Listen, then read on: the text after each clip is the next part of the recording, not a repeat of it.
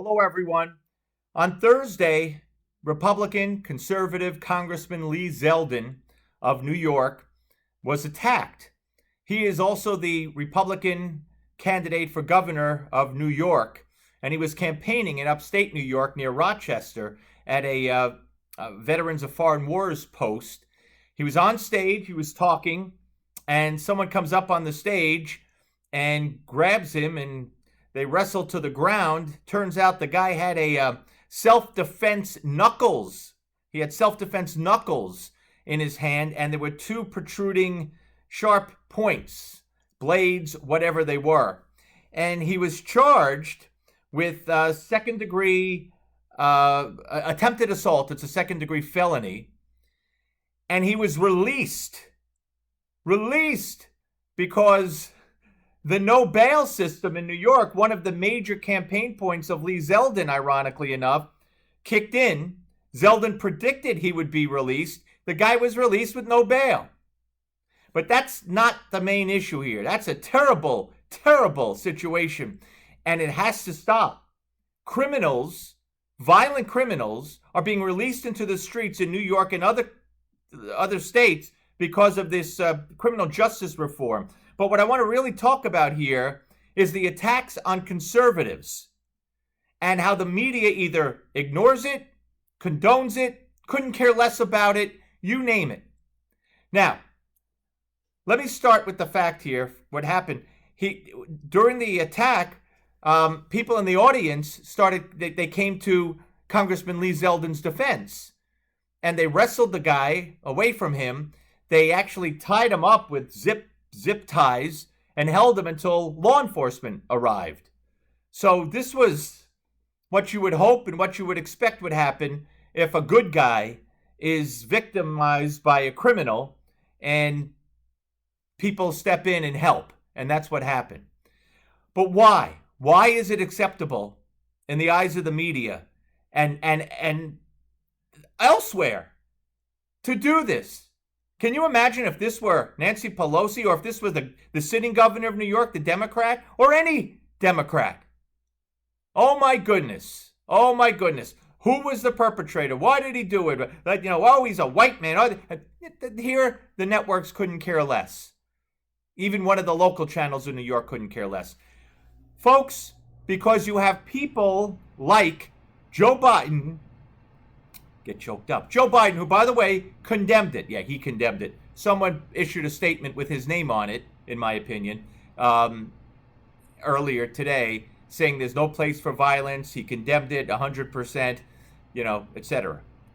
But this is the same Joe Biden who, during the campaign, several times, once talking to school children, said that what he would like to do if he was back in school, what we do with people like Donald Trump is you take him out behind the gym and beat him up. Remember that? Multiple times he said that.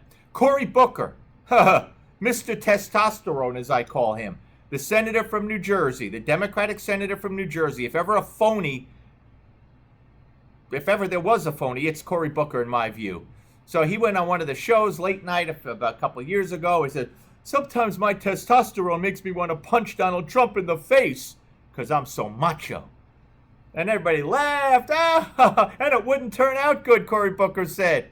Yeah, you're 25 years younger than him, at least. What do you mean it wouldn't turn out good? Well, that's because he's so macho. So people would say that. Robert De Niro, the left-wing lunatic liberal nutjob, wanted to punch Donald Trump in the face. How many people said that? Cory Booker also in 2018, and maybe afterward, but in 2018, he's on video saying, don't just vote, get in the face of certain Republican or certain Congress people. Get in their face. Go to Washington, he said, and get in their face. Maxine Waters. Don't let them go to restaurants. Don't let them go to the mall. Get in their face. Confront them. Charles Schumer, the minority leader of the Senate. You're not going to know what hit you, Gorsuch. You're not going to know what hit you, Kavanaugh. And then, of course, later, we have the assassination attempt on Justice Kavanaugh after the overturning of Roe v. Wade. What is it that makes it acceptable for Democratic elected officials and high-profile Democrats like Robert De Niro to say they want to punch, at that time, a president? Or I don't think De Niro was before he was actually president. But Biden said it's about a sitting president. Booker said it about a sitting president. Schumer said it about sitting Supreme Court justices. What is it that makes that allowable, acceptable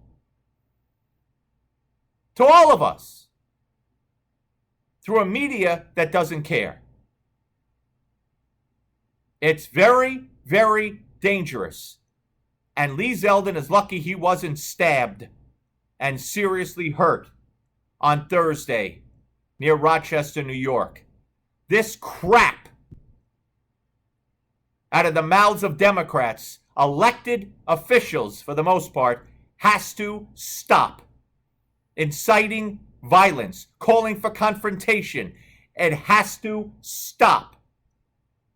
Cory Booker, find another way to be macho and dealing with your testosterone.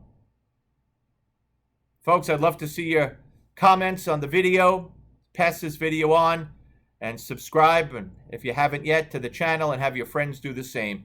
And until next time, stay safe.